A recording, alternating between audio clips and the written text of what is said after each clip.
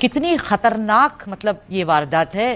Crime तो होते रहते हैं बट ये जो है मतलब इतना गुस्सा, अपने गुस्से पे काबू नहीं कर पाए ये शख्स जो है, और इतनी बुरी तरह से। थोड़ा विस्तार से बताइए कि क्या कुछ हुआ नूर। 16 जनवरी 2025 को तेलंगाना की राजधानी हैदराबाद के इस मकान में रहने वाली 35 साल की पी वेंकटा माधवी पिछले 16 जनवरी को अचानक अपने घर से गायब हो गई।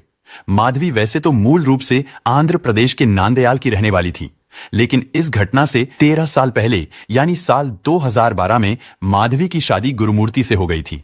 गुरुमूर्ति आंध्र प्रदेश के ही प्रकाशम जिले का रहने वाला है।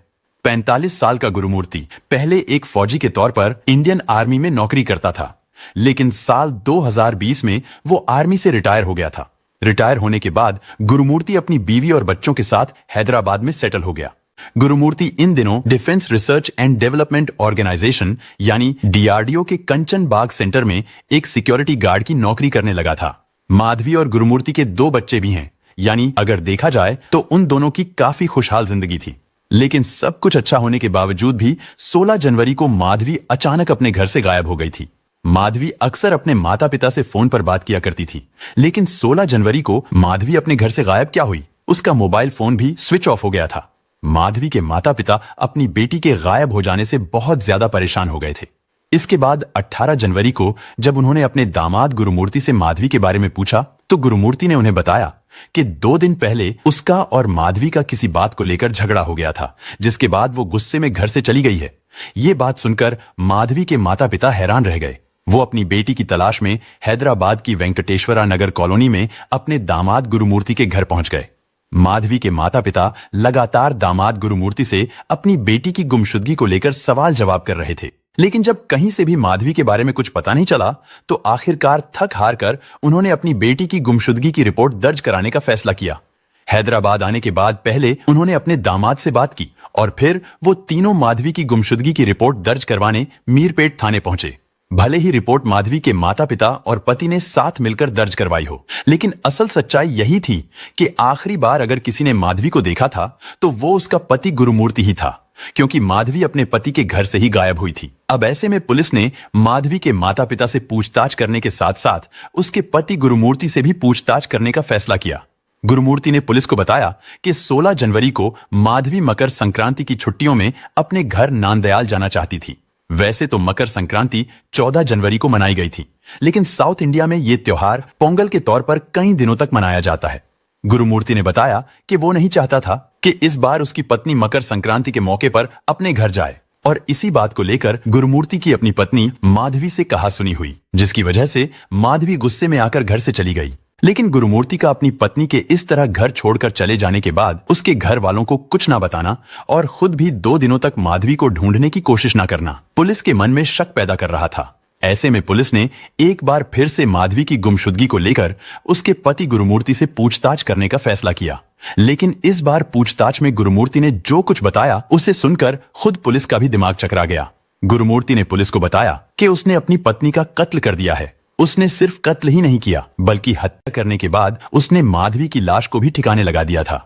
लेकिन अब सवाल यह था कि आखिर गुरुमूर्ति ने केवल 2 दिनों के अंदर अंदर ऐसा क्या किया था कि उसने माधवी की पूरी लाश को ही ठिकाने लगा दिया था। और जब पुलिस ने इस बारे में पूछा तो गुरुमूर्ति ने इसका भी जवाब दिया। गुरुमूर्ति ने पुलिस को बताया कि 16 जनवरी को माधवी के साथ हुए झगड़े के दौरान पहले उसने माधवी की जान ली और फिर उसकी लाश को छोटे छोटे टुकड़ों में काट दिया। और जब ये वारदात हुई तो उस समय उनके दोनों बच्चे भी घर पर नहीं थे। उस दिन माधवी के दोनों बच्चे मकर संक्रांति की छुट्टियों में गुरुमूर्ति की बहन यानी अपनी बुआ के घर गए हुए थे। और 16 जनवरी के दिन जब गुरुमूर्ति शाम को ड्यूटी करके घर वापस आता है तो उसकी पत्नी माधवी से उसका झगड़ा हो जाता है।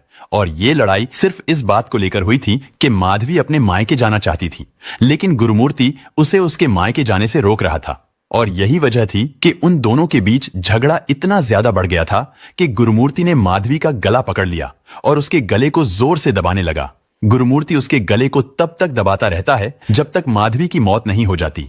लेकिन अब इसके आगे गुरुमूर्ति एक रोंगटे खड़े कर देने वाली कहानी सुनाने जा रहा था। उसने बताया कि पत्नी माधवी को कत्ल करने के बाद उसकी लाश को ठिकाने लगाना उसके लिए एक बहुत बड़ी चुनौती थी। उसने शव को ठिकाने लगाने के लिए काफी सोच विचार किया और फिर उसके शैतानी दिमाग में एक भयानक आइडिया आया, जिसके चलते वो पहले माधवी की लाश को घसीटकर अपने घर के बाथरूम में ले गया। इसके बाद उसने माधवी की लाश के छोटे छोटे टुकड़े करने शुरू कर दिए और फिर गुरुमूर्ति ने उन टुकड़ों को घर में रखे प्रेशर कुकर में थोड़े थोड़े करके उबालना शुरू कर दिया ताकि उन्हें ठिकाने लगाने में कोई परेशानी ना हो और लाश भी ना सड़े। लेकिन किचन में बर्तनों के बीच रखे इस प्रेशर कुकर को देखकर कौन कह सकता है कि इस साफ सुथरे कुकर में अब से चंद दिन पहले उसी महिला के शरीर के टुकड़ों को उबाला गया था जो कल तक खुद इस कुकर में खाना बनाया करती थी। खैर, इस काम को करने में गुरुमूर्ति को लगभग 72 घंटों का समय लग गया था। इसके बाद उसने थोड़े थोड़े करके उन टुकड़ों को अलग अलग बैग में भरा और फिर उन बैग्स को एक एक कर उसने अपने घर के पास में मौजूद झिल्ले लागुड़ा झील में डाल दिया। पूछताछ के दौरान गुरुमूर्ति ने पुलिस को बताया कि उसने शव के टुकड़े तो कर डाले थे, लेकिन हड्डियों की वजह से उन टुकड़ों को पैक करना मुश्किल हो रहा था। इसके लिए उसने मसाला पीसने वाले मूसल से पहले उन हड्डियों को तोड़ा और फिर उन्हें भी चूरा चूरा करके शरीर के बाकी टुकड़ों के साथ बैग में भर लिया। इसके बाद गुरुमूर्ति ने उन बैग्स को एक एक करके झिल्ले लागुड़ा झील में ले जाकर फेंक दिया।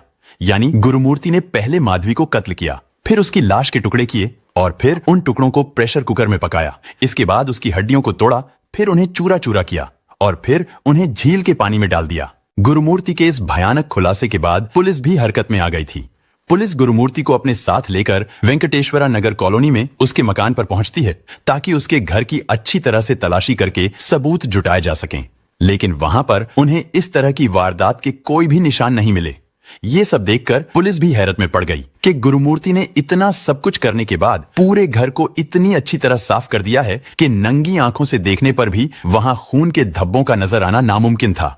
इसके बाद पुलिस ने फॉरेंसिक एक्सपर्ट्स को बुलाकर उनकी मदद से गुरुमूर्ति के पूरे मकान की स्कैनिंग करने का फैसला किया ताकि अगर वहां लाश को ठिकाने लगाए जाने से पहले उसे टुकड़े करने और पकाए जाने की कोई घटना सचमुच हुई है तो उसके सबूत जुटाए जा सकें।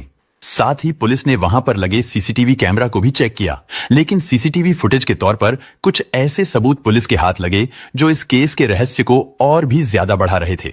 असल में पुलिस को गुरुमूर्ति की पत्नी माधवी के आखिरी बार घर के अंदर जाने के फुटेज तो मिले थे, लेकिन उसके बाहर जाने का कोई भी सीसीटीवी फुटेज नहीं मिला था, जबकि गुरुमूर्ति के अंदर आने जाने के कई फुटेज मौजूद थे। अब ऐसे में गुरुमूर्ति ने अपनी पत्नी के कत्ल की जो कहानी सुनाई थी उसके सही साबित होने का डर काफी ज्यादा बढ़ गया था। पुलिस ने इस खुलासे के बाद हैदराबाद के जिले लागुड़ा झील की भी तलाशी ली, लेकिन पुलिस को वहां पर भी इंसानी शरीर का कोई ऐसा टुकड़ा नहीं मिला जिसका ताल्लुक माधवी के कत्ल से जोड़ा जा सके। अब ऐसे में कुछ लोग आशंका जता रहे थे कि शायद गुरुमूर्ति ने माधवी के टुकड़ों को बीच पानी में फेंका था, जिसके बाद उन टुकड़ों को मछलियां या फिर ऐसे ही दूसरे जीवों ने खा लिया था। ये केस हाल के दिनों में शायद पहला और ऐसा अनोखा मामला है जिसमें कातिल तो पुलिस की गिरफ्त में आ चुका है, वो अपना जुर्म भी कबूल रहा है और वो मौकाए वारदात से लेकर लाश ठिकाने लगाने तक सब कुछ बता भी रहा है। लेकिन फिर भी पुलिस इस कत्ल के सबूत नहीं ढूंढ पा रही थी और यही वजह थी कि लाश मिलने या फिर सबूत ढूंढ निकालने तक पुलिस इस मामले को गुमशुदगी का मामला मानकर ही चल रही थी। पुलिस की माने तो बेशक अब तक की तफ्तीश में भले ही उन्हें गुरुमूर्ति के हाथों कत्ल की गई उसकी पत्नी माधवी के बारे में कोई पुख्ता सबूत ना मिला हो, लेकिन सर्कमस्टेंसेस यानी परिस्थितियों से पुलिस को लग रहा था कि गुरुमूर्ति झूठ नहीं बोल रहा है और उसने ही अपनी पत्नी को कत्ल किया है। लेकिन ये सब अचानक नहीं हुआ था। असल में पुलिस ने पूछताछ के दौरान यह भी पता लगा लिया था कि गुरुमूर्ति ने 16 जनवरी को गुस्से में आकर अपनी पत्नी को अचानक कत्ल नहीं किया था, बल्कि इस कत्ल के लिए गुरुमूर्ति ने पहले से ही प्लानिंग कर रखी थी और इसी प्लान के तहत उसने अपने बच्चों को पहले ही अपनी बहन के घर भेज दिया था। लेकिन अब सवाल यह था कि क्या गुरुमूर्ति ने माधवी का कत्ल उसके मायके जाने की बात को लेकर ही किया था। इसके बारे में जब गुरुमूर्ति से कड़ाई से पूछताछ की गई तो उसने सच्चाई उगल दी। दरअसल गुरुमूर्ति को शक था कि उसकी पत्नी माधवी का अपने ही किसी रिश्तेदार के साथ अवैध संबंध है। यही वजह थी कि वो माधवी को उसके मायके नहीं जाने देता था और इसी के चलते ही उसने माधवी के कत्ल की साजिश रच डाली। असल में गिरफ्तारी के बाद गुरुमूर्ति ने पहले यह बताया था कि उसने गुस्से में आकर ही अपनी पत्नी को कत्ल किया है, लेकिन जब जांच आगे बढ़ी तो पुलिस इस नतीजे पर पहुंचती है कि यह गुस्से में किया गया कत्ल नहीं बल्कि एक सोची समझी साजिश थी, जिसके तहत माधवी को कत्ल करने के बाद गुरुमूर्ति 2 दिनों तक उसकी लाश को चाकू से काट काट कर उसे टुकड़ों में उबालता रहा और घर के पास ही एक झील में फेंकता रहा। लेकिन अब पुलिस फॉरेंसिक एक्सपर्ट्स की मदद से घटना स्थल से लेकर लाश को ठिकाने लगाने की जगह तक माधवी के कत्ल के सुराग तलाश करने की कोशिश कर रही है। हालांकि इस मामले में फिलहाल सबूत के नाम पर पुलिस के हाथ बिल्कुल खाली हैं यानी पुलिस के पास सिर्फ एक गुरुमूर्ति का बयान ही है जिसने पुलिस वालों के साथ साथ हर किसी के होश उड़ा रखे हैं। और यही वजह है कि अभी तक पुलिस इसे डिसअपियरेंस यानी गुमशुदगी का मामला मानकर ही चल रही है। लेकिन अगर गुरुमूर्ति की सुनाई गई कहानी वाकई सही साबित हो जाती है तो ये एक भयानक सच्चाई होगी। दोस्तों, इस घटना को सुनाने का उद्देश्य किसी का दिल दुखाना नहीं है, किसी को परेशान करना नहीं, बल्कि आपको जागरूक करना है, आपको सचेत करना है। दोस्तों, इस पूरी घटना के बारे में आपकी क्या राय है, कमेंट बॉक्स में जरूर बताएं। और अगर हमारी मेहनत पसंद आई हो तो इस वीडियो को लाइक करते हुए शेयर भी करें। अगर आपने अब तक चैनल को सब्सक्राइब नहीं किया है तो हमारे चैनल को सब्सक्राइब कर लीजिए। धन्यवाद।